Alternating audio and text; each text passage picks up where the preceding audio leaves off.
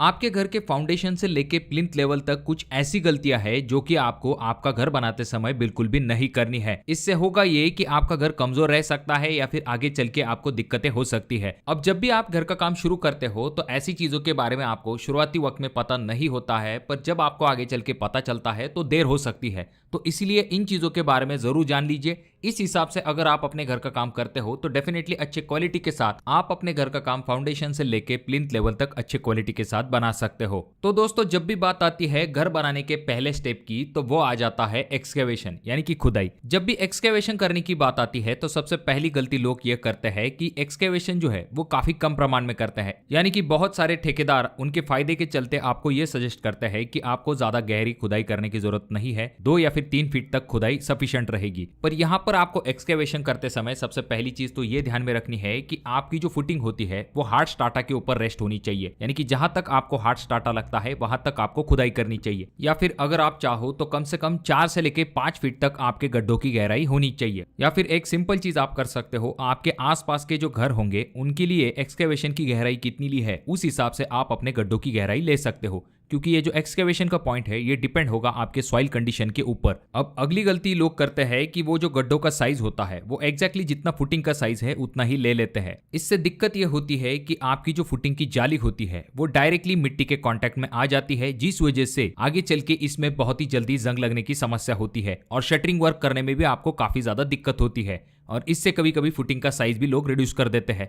तो आपको यह ध्यान में रखना है जितना आपका फुटिंग का साइज है उससे थोड़ा सा गड्ढा जो है वो बड़े साइज का होना चाहिए, जिससे कि आपको सरिये में क्लियर कवर मिल सकता है। आपका सरिया जो है वो मिट्टी के कांटेक्ट में नहीं आएगा। प्रॉपर तरीके से शटरिंग वर्क और कंक्रीटिंग वर्क करने में आपको काफी आसानी होगी। अब अगली गलती यह होती है कि लोग फुटिंग कास्ट करने के बाद जो कॉलम कैप कास्ट कर लेते हैं उसके बाद डायरेक्टली दीवारों का काम जो है उसे स्टार्ट कर देते हैं जमीन लेवल के ऊपर। इसके लिए नीचे थोड़ी सी पीसीसी की जाती है और डायरेक्टली आपके दीवार को उठा लिया जाता है। अब इस तरह से दीवार बनाने का नुकसान यह होता है कि प्रॉपर बॉन्डिंग आपके कॉलम के साथ इस दीवार का नहीं होता है, साथ में कोई फर्म या फिर सॉलिड बेस आपके दीवार को नीचे के तरफ से बिल्कुल भी नहीं होता है, जिस वजह से आगे चल के अगर पानी की वजह से या फिर बाकी कारणवश आपकी जो दीवार के नीचे की जमीन है वो अगर धंस जाती है तो ये दीवार जो है वो भी नीचे के तरफ धंस जाएगी, जिससे कि आपको दीवार के ऊपर क्रैक तो दिखाई देगा पर अंदर के तरफ आपने जो प्लिंथ के अंदर फिलिंग मटेरियल भरा है, मुरुम हो या फिर बाकी चीजें हो, तो वो इस गैप में से बाहर के तरफ आ सकता है, जिस वजह से आपकी जो प्लिंथ है वो पूरी तरह से खोखली बन जाएगी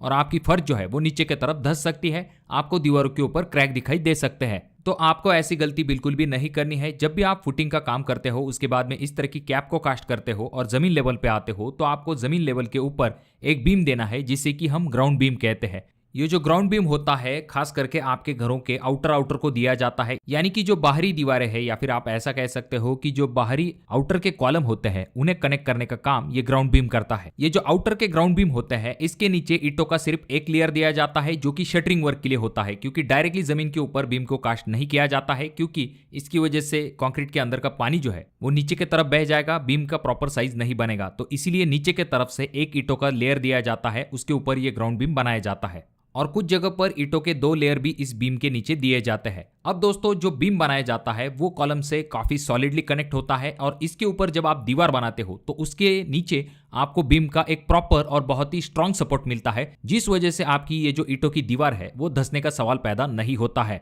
तो इसीलिए बाहर के तरफ आपको ग्राउंड बीम देना काफी ज्यादा जरूरी होता है। और फिर उसके ऊपर आप जो है अपना ब्रिक वर्क कर सकते हो। 3 फीट हाइट के ऊपर आप जो है डीपीसी यानी कि जिसे डैम्प प्रूफ कोर्स कहा जाता है उसका एक लेयर दे सकते हो, जिससे कि डैम्पनेस जो है वो जमीन से होती हुई ऊपर के दीवारों तक ना जा पाए।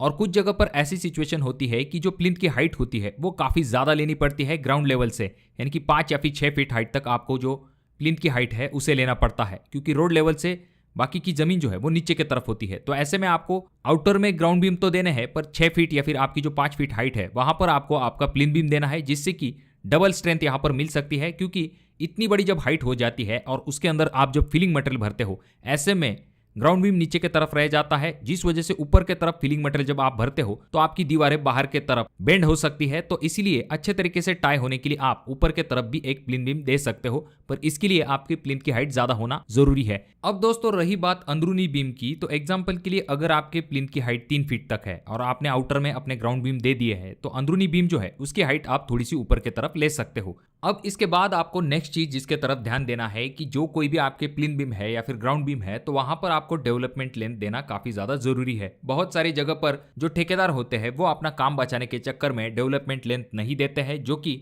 आपके बीम के मजबूती के लिए काफी ज्यादा जरूरी होते हैं। तो इसीलिए इस तरह की जो डेवलपमेंट लेंथ होती है, यानी कि इस तरह के एल आपको बीम का जो एंड होता है वहां पर प्रोवाइड करना काफी ज्यादा जरूरी होता है। अब जिस अगली गलती के बारे में हम बात करने वाले हैं वो आपको काफी आसान लग सकती है, पर आगे चल के ये आपकी काफी दिक्कतें बढ़ा सकती है, और वो गलती है प्लिंथ की हाइट। देखिए दोस्तों, बहुत सारे लोग क्या करते हैं, पैसे बचाने के चक्कर में वो प्लिंथ की जो हाइट है उसे काफी कम कर लेते हैं, यानी कि 1.5 से लेकर 2 फीट तक अपने प्लिंथ की हाइट को रख लेते हैं। तो आपको ऐसी गलती बिल्कुल भी नहीं करनी है। वो क्यों?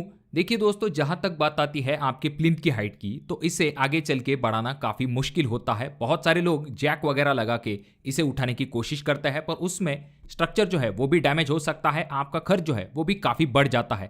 तो इसके लिए आपको ये गलती बिल्कुल भी नहीं करनी है। आपको कम से कम अपने प्लिंथ की जो हाइट है उसे 3 फीट या फिर उससे ज्यादा ले लेना चाहिए। अगर आप प्लिंथ की हाइट कम कर लेते हो तो इसके कुछ नुकसान होते हैं, जैसे कि आसपास जब आपके काम होता है, रोड का काम होता है, तो इस वजह से आसपास की जो जमीन लेवल है वो हमेशा थोड़ी थोड़ी करके ऊपर की तरफ आती रहती है, जिस वजह से 10-12 साल बाद आपका घर जो है वो रोड लेवल तक आ जाता है। इससे होता यह है कि जब भी बरसात का पानी आता है वो डायरेक्टली आपके घर के अंदर भी घुस सकता है। तो ये सबसे बड़ा नुकसान होता है। उसके बाद जाकर लोग ये सोचते हैं कि हम जैक लगा लेंगे और घर को उठा लेंगे। तो देखिए दोस्तों, ये चीजें बहुत ही मुश्किल होती है, इसमें बहुत सारा नुकसान होता है और खर्च ज़्यादा होता है, और जैसे कि मैंने आपको कहा कि स्ट्रक्चर डैमेज होने के चांसेस भी काफ़ी बढ़ जाते हैं। तो इसीलिए शुरुआत में ही अगर पॉसिबल है तो 2-3 लेयर देने में ज़्यादा आपको पैसे खर्च भी नहीं होंगे, पर आगे चल के बहुत सारी दिक्कतों का सामना आपको नहीं करना पड़ेगा। प्लिंथ की हाइट अगर आप कम रख लेते हो तो इससे आगे चल के आपकी जो ड्रेनेज लाइन है उसकी लेवल कम रह जाएगी, और जो मेन गटर लाइन है उसकी लेवल अगर ऊपर चली जाती है तो ऐसे में पानी जो है वो ग्रेविटी की वजह से उस गटर तक नहीं पहुंच पाएगा, जो कि बहुत बड़ी दिक्कत हो सकती है। तो दोस्तों, इसीलिए प्लिंथ की हाइट आपको कम से कम 3 फीट तक रखनी चाहिए। उसके बाद अगली गलती जो कि लोग करते हैं उसमें होता यह है कि प्लिंथ लेवल से आपके जो कॉलम के सरिये निकले हुए होते हैं उनका जो लैपिंग होता है वो गलत जगह पर किया जाता है, गलत तरीके से। यानी कि कॉलम को जो जॉइंट दिया जाता है, एक सरिये से दूसरा सरिया कनेक्ट किया जाता है, तो वो आपको गलत जगह पर नहीं करना है। बहुत सारी जगह पर ऐसा देखा जाता है कि जो प्लिंथ होती है उसके ऊपर 1.5-2 फीट के ऊपर इस तरह के कॉलम जॉइंट को दिया जाता है। कॉलम का जो लैपिंग जोन होता है वो मिड में होता है, जैसा कि आप अगले डायग्राम में देख सकते हो। जहां पर कंप्रेशन जोन होता है, कॉलम का जो टॉप पोर्शन होता है या फिर बॉटम पोर्शन होता है वो टेंशन जोन होता है। तो टॉप में और बॉटम में आपको लैपिंग को अवॉइड करना चाहिए। इस तरह से आपको कॉलम के मिड में लैपिंग देनी चाहिए, वो भी जिगजैग तरीके से, यानी कि एक सरिया ऊपर की तरफ होगा, एक थोड़ा सा नीचे की तरफ होगा। सभी सरिये एक लाइन में नहीं होने चाहिए, ऊपर नीचे की तरफ अगर होते हैं तो प्रॉपर तरीके से लैपिंग देने में काफी मदद मिलती है। देखिए दोस्तों, अगर आप चाहो तो अपने प्लिंथ के लिए या फिर अपने फुटिंग के लिए ATT यानी कि जिसे एंटी टर्माइट ट्रीटमेंट कहते हैं उसे भी कर सकते हो, जिससे कि आगे चल के आपको जल्दी टर्माइट की समस्या दिखाई न दे। उसके बाद जब भी आप प्लिंथ के अंदर फिलिंग मटेरियल भरते हो तो उसे आपको लेयर बाय लेयर आपके प्लिंथ के अंदर भरना है, और जब भी आप प्लिंथ फिलिंग कर लेते हो उसके बाद आपको अच्छे तरीके से उस प्लिंथ के अंदर पानी को भर देना है। इससे होगा ये कि अच्छे तरीके से कॉम्पैक्शन होने में काफी ज्यादा मदद मिलेगी, यानी कि आपने जो फिलिंग मटेरियल भरा है वो अच्छे तरीके से वहां पर बैठ जाएगा। जो कोई भी एयर वॉइड है वो रिड्यूस होने में काफी मदद मिलेगी, अच्छे तरीके से कॉम्पैक्शन जरूर हो पाएगा। ये सबसे अच्छा तरीका है जिससे कि आपका जो फिलिंग मटेरियल है वो सही तरीके से कॉम्पैक्ट हो पाए।